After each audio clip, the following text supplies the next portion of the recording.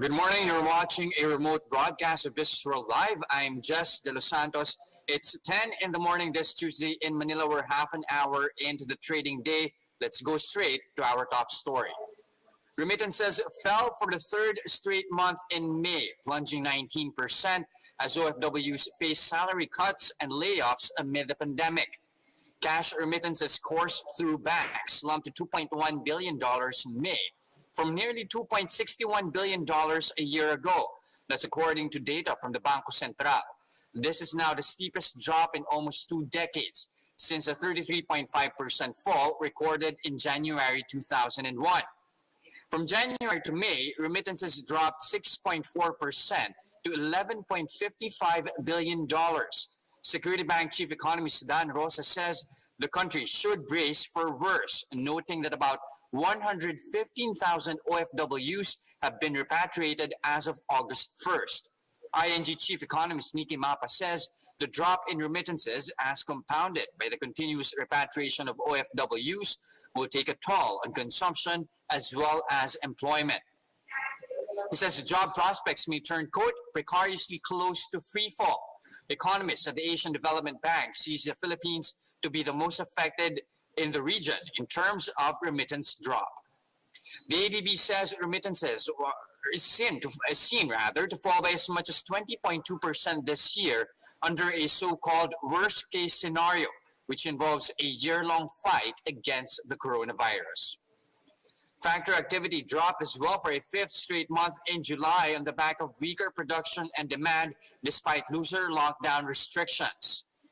The IHS market PMI slipped to 48.4 last month, indicating a moderate decline in operating conditions from June's almost neutral 49.7 reading. A PMI reading below 50 signals deterioration in operating conditions compared to the preceding month, while a reading above 50 denotes improvement. IHS market economist David Owen said that industry hoped that June PMI numbers would signal the start of a recovery for manufacturers. However, production levels dropped back in contraction territory, while new orders decreased for the fifth time in a row. Operating conditions in local factories began deteriorating in March when the government started implementing movement and business restrictions to curb the spread of COVID-19. But last month's PMI reading in the Philippines was still second best among ASEAN countries, following Malaysia's 50 reading and above Vietnam's 47.6 and Indonesia's 46.9.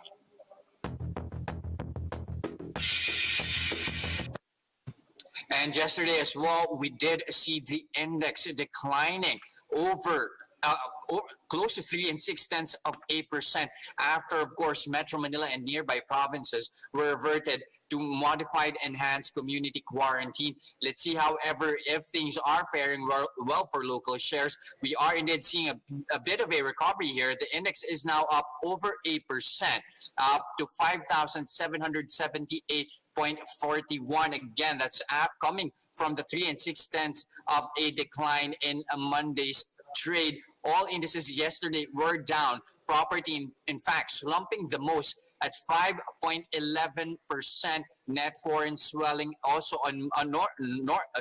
that's net foreign selling also swelling to 1.64 billion pesos on a Monday. Now, according to Chris Mangan of AAA Southeast Equities, investors were caught off guard with that latest move coming from the government. This, as you have authorities struggling to restart an ailing economy. Yesterday's lone gainer, in fact, was URC. They were up 2 1/10% after the stock proved resilient despite the pandemic.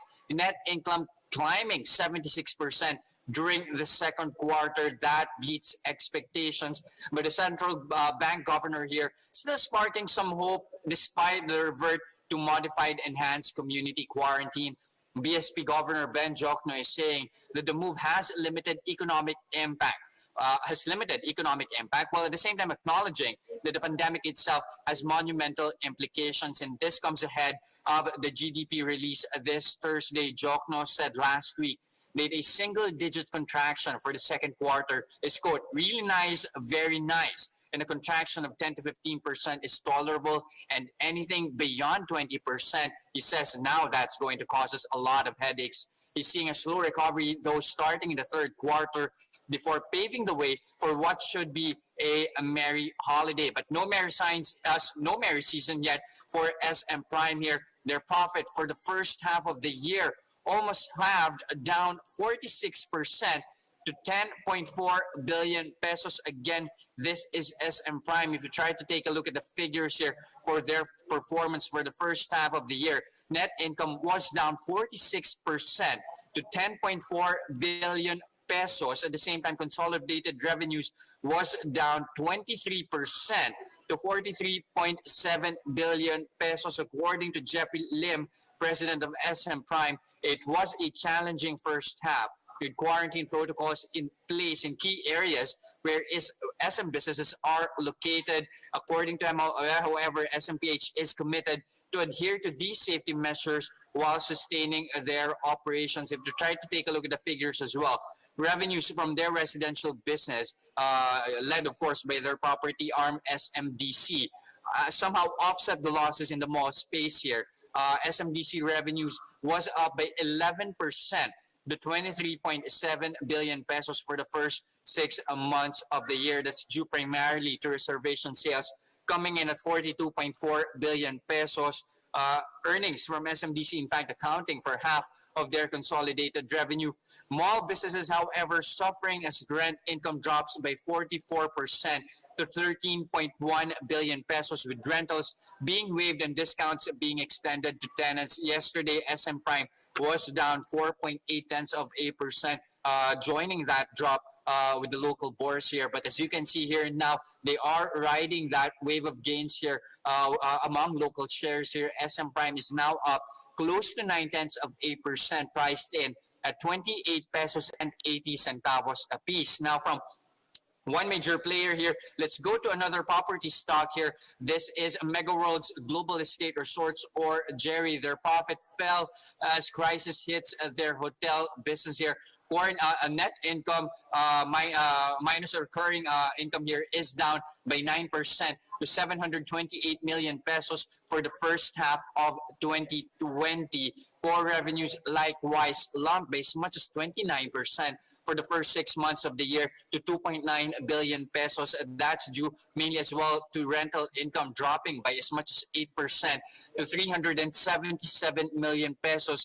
Declines in revenues offset somehow by reduction in costs and expenses of as much as 30%. They also saw aggressive take-ups in their provincial projects, with buyers preferring residential and leisure products outside NCR. Yesterday, Jerry was up by as much as 1.3%. And looking at how they are faring, however, today they are now down 1.25%, priced in at 79 centavos a piece. Now let's move on to one other big gun, Globe. They are joining declines in corporate earnings for the second quarter of the year. That's on the back of weaker mobile revenues, which saw a 5% drop to 51.8 billion pesos in the second quarter, despite fixed line and home broadband inching higher by 9% to 20 billion pesos. Looking at their net income here for the first half, it's down by 5% to 11.5 billion pesos. However, looking at second quarter figures here, a bigger drop here by 26% to 4.9 billion pesos. Service revenue for the quarter likewise inching lower by 4% to 35.5 billion pesos. Globe is reporting as well that mobile subscribers are down to 10% quarter on quarter. For the at the same time, you have revenues, according to them, being hit hard by restrictions due to COVID-19 here. They've also ramped up spending on network expansion and higher depreciation charges. For their 2020 guidance, the telco is saying that they are expecting revenue to be in the low single digits, according to their CEO, Ernest Koo.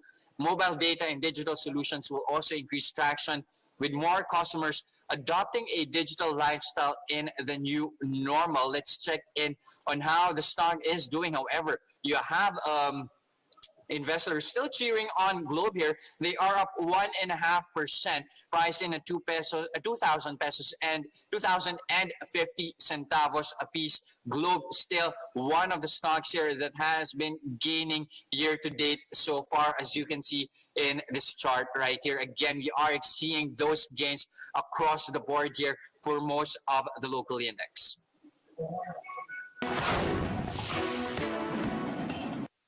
Now, here are other stories we're watching this morning. The government is expanding the proposed 2021 national budget to more than 4.5 trillion pesos in anticipation of a prolonged pandemic. Finance Undersecretary and Chief Economist Gil Beltran said the economic team's latest estimates showed the pandemic will last longer and will have worse impact than initially expected. Beltran said the team thought the pandemic will last only until August to September. Adjusted estimates are now assuming the availability of a COVID-19 vaccine by the end of the year. The Budget Department hopes to submit a 2021 National Expenditure Program to Congress this month, just in time to meet the 30-day deadline counting from the SONA. This proposed budget is almost 10% higher than this year's 4.1 trillion peso spending plan. The Budget Department says this will sustain government initiatives for COVID-19 pandemic response by prioritizing improvements in the healthcare system, ensuring food security, allotting more investments in infrastructure, and extending aid to communities for their recovery. Economists say as well, local agriculture output likely contracted at a slower pace in the second quarter. That's on the back of strict lockdown measures affecting employment of farmers and preventing them from transporting their harvest. UANP's Rolando D says the agriculture sector may have shrank in April to June as demand was hurt by rising unemployment and lower consumption. Circa Director Glenn Gregorio estimates an almost 3% drop in farm output for the second quarter. However, Pampanga State University Agri Professor Roy Kempis projects farm output either grew by at least 0.5% or contracted by 0.75%. Kempis explains the output growth may be caused by slight improvements in crops, livestock, poultry, and fisheries as the lockdown eased. However, Kempis also flagged the adverse effects of a relatively dry second quarter for rice and corn yield. On the other hand, Union Bank's chief economist Carlos Enchon and ING's Nikki Mapa both see a marginal growth for the country's agriculture sector due to high demand and good weather. The PSA is set to release farm sector data tomorrow. Recall that agriculture output shrank by 1.2% in the first quarter, with fisheries and crops taking the biggest hit. Now, moving on to other stories, the Transportation Department is hoping to award the November contract of the Metro Manila Subway Phase 1. The DOTR revealed that only the joint venture of J Trek and Sumitomo Corporation submitted a bid proposal to provide trains for the Metro Manila Subway Phase 1 last Monday.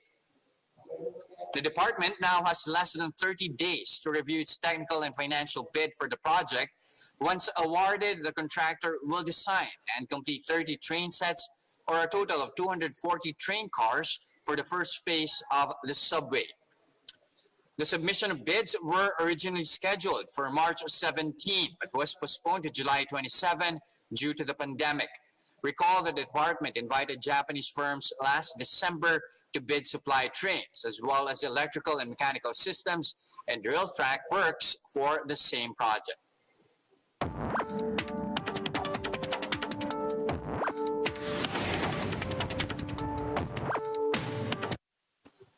Despite lockdowns being imposed and work from home being the primary choice for businesses and employers, the Philippine office market saw a take-up at least in new leases. A study of real estate firm Leechiu Property Consultants show a 50% increase in new leases for the first half of 2020. To help us make sense of it all, we have David Leechiu. He is a CEO of Leechiu Property Consultants. Good morning, David. Great to have you here with us on the show.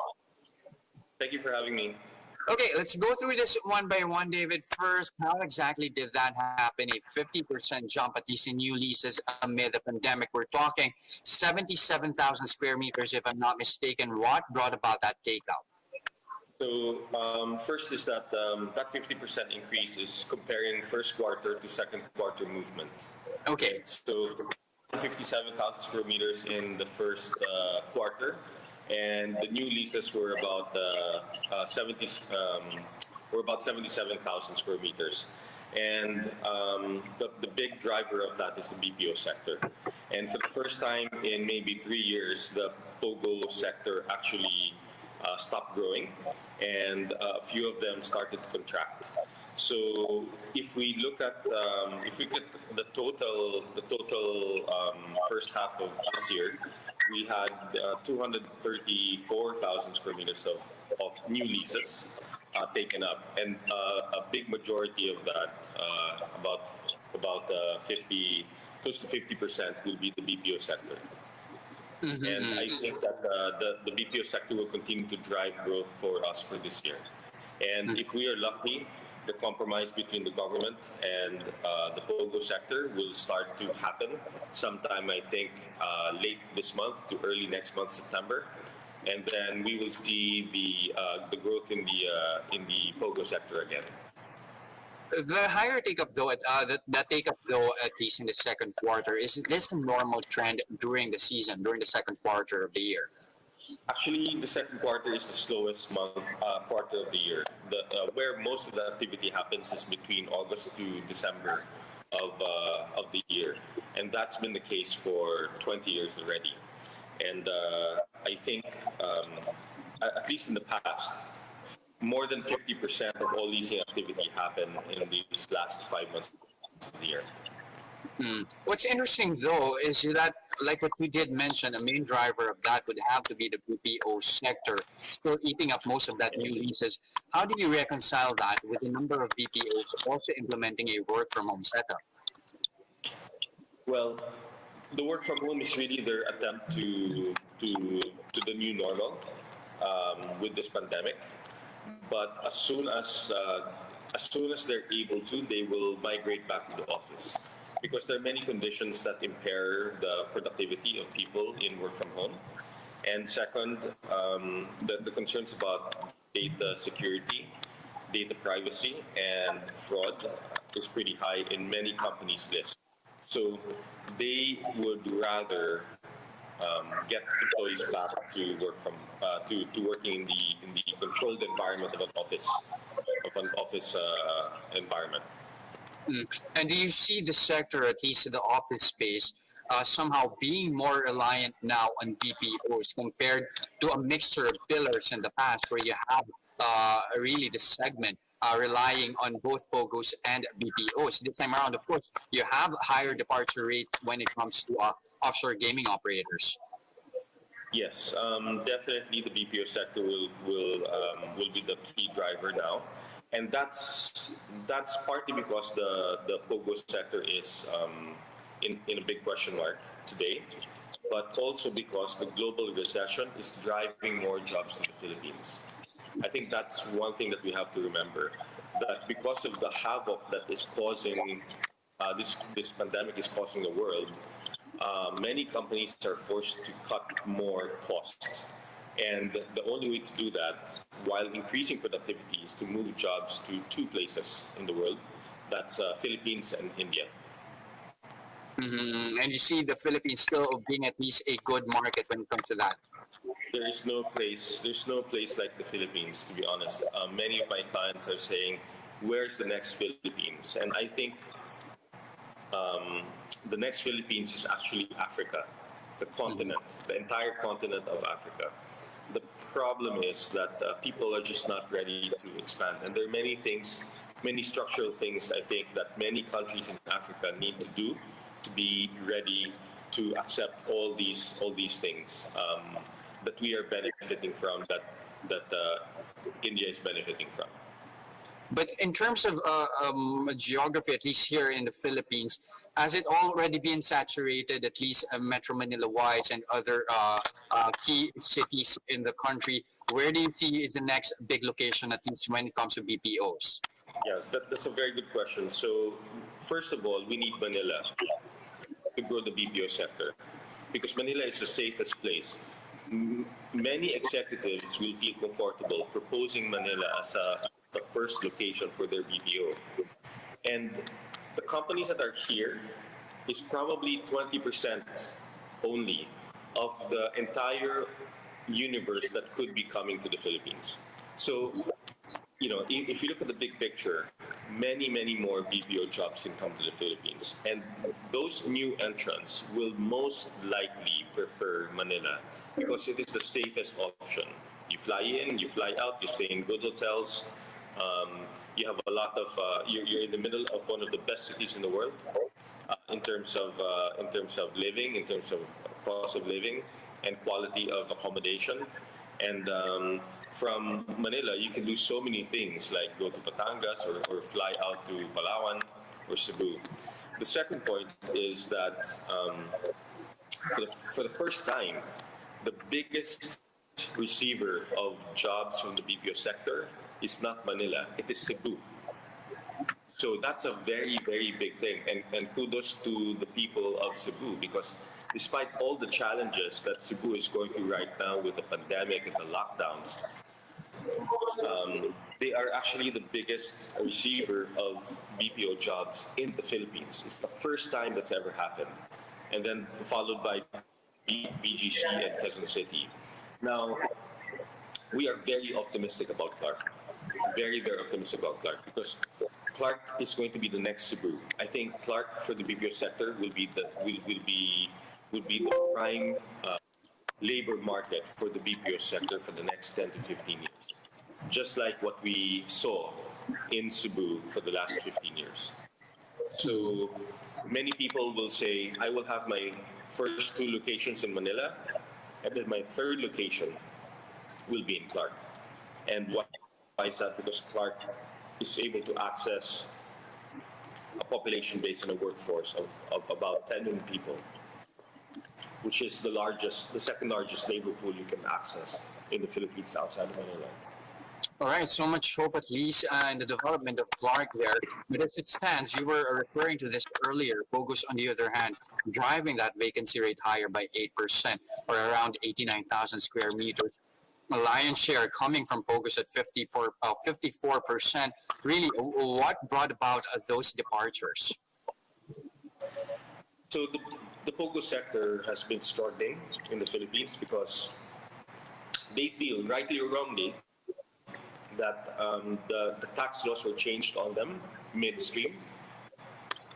I don't necessarily agree with that. I think the DOF has got their own stance, right? But the POGO sector feel that the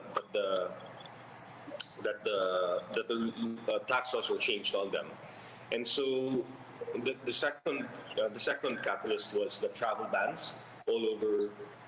It's so difficult to fly out. It's so difficult to fly in. And so that kind of made it very difficult for them, coupled by the lockdown. And so a few companies have contracted in the POGO sector. Yeah, so about 54% of the total contractions in the Philippines happen in the POGO sector, about close to 50,000 square meters. Now, 50,000 square meters might sound a lot if you look at that number, but it is less than 3% of the total space that the POGO sector occupy. Now, there's a fear in the market that this POGO sector will leave instantaneously, and I think that risk is low, simply because if they want to leave, they have to have a destination to go to. And frankly, the 7 locations that they're looking at are not ready to house them. There's no real estate. There's not enough real estate to house them. So they have to program an exit in the Philippines that will probably take at the minimum 3 years to do. So by that time, if they exit in a gradual phased manner over 3-4 years, that should not impact the property market as bad. Now, the other side of the equation is that what if China shuts us down just like that? Well, that would probably be dependent on when that happens. If that happens, and if it happens during this COVID, then yes, it's going to impact the property market very badly. But if we do it post-vaccine of the COVID, and if we're able to eradicate this virus with the vaccine, then I think things will be more stable. It won't hit us as bad as as if it hit us today. But you were saying that more or less, if you are expecting at least a gradual decline or at least a gradual departure from POGOs here, how, in a way, will the office sector be offsetting those possible declines that will result from their departure? I'm hopeful that the BPO sector will continue to grow, and over time, over 3 to 4 years, it will absorb everything that the POGO sector has left. Having said that, I still don't think the POGO sector will leave outright. They're going through a lot of pain right now. Some of them, the timing is bad. I mean, because they're hit with COVID, they're hit with the travel bans, and then on top of all of that, the ECQ, we've added the concern about the tax collection issue from them, and so they're really struggling. But I think they're going to be here for a while. Overall, though, if I'm not mistaken, take-up for the first half of the year was down by 74%. Is the office segment already in a point of contraction? No. So thank you for asking that, because the Philippines, and this is what many people need to understand and appreciate, is that the Philippines is probably the only market in the world that has not contracted in office space. Yeah. So there are companies contracting, there are jobs being lost, a lot of them, but that has not offset the growth in the office sector. People net demand is still growing, and that's a very good thing. Now, let's move on over, at least very quickly, to the residential space here. Upscale segment somehow saving the day after middle income bracket saw declines. What brought about that drop in that major market, at least? So, there are two brackets in the high end, right? There's the luxury market, there's the high end, and then there's the upper middle class, and then there's the middle. So the middle is really hit hard. The jobs are compromised, the bonuses are compromised, etc. But the upper middle market are being bought right now by the high end market. The high end market who have a lot of money, even up to today, are starting to buy speculatively projects in the upper middle segment. And why are they doing that? They're doing that for a number of reasons. They're doing it for their kids. They're doing it for for capital preservation, and they're putting it in real estate because they can't trust the stock market today. Right? The stock market is too turbulent. They don't want that brain damage, and so they're putting it all in the property market. Now, you look at how much sales recorded by the 15 top developers, 66 billion pesos of sales transacted in the height of the lockdown. So I think that's fantastic. And how are they able to do that? Because the developers said, okay, we need to raise sales. How are we going to do it? Well, offer discounts, offer extended terms, offer low hurdles of entry, and boom, we've got 66 billion in sales happened in the last 3 months. I think that's unique. Now, because we've been able to prove that with enough incentive, money will get released back into the economy. And the biggest share of this 66 billion pie is SMDC, with almost 50% of that pie just with them, and then Ayala, and then Megaworld. So these are all quality assets bought by quality buyers. And why is the middle hit hard? Because there's no debt that you can access. So many people who want to close deals and many people who want to sell their assets right now at huge discounts cannot transact because there's no liquidity in the market. The buyers are going to the banks, and the banks are saying, let's hold off lending for a while because the risk of lending is too high. And so if you look at the behavior of T-bills, the T-bills are like down sub 3%, and yet lending rates are still at 6%. And that tells you why, because the banks are very afraid to lend money today. So all right. When the banks release the funding, that's when the engine of the middle market will start coming in. Okay, some level of optimism there still for the property space, both in the office segment as well as in the residential sector. Thank you very much for your time, David Leechiu, CEO of Leechiu Property Consultants. Thank you.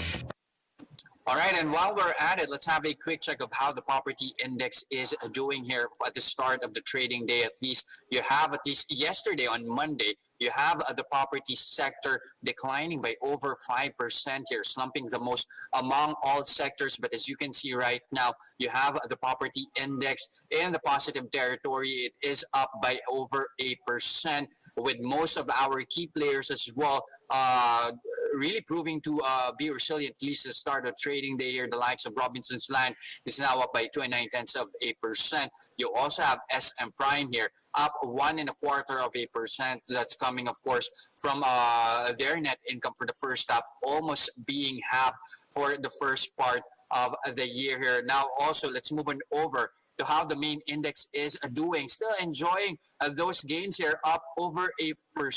We are now at 5,776.15. Let's see if that will continue for the rest of the trading day.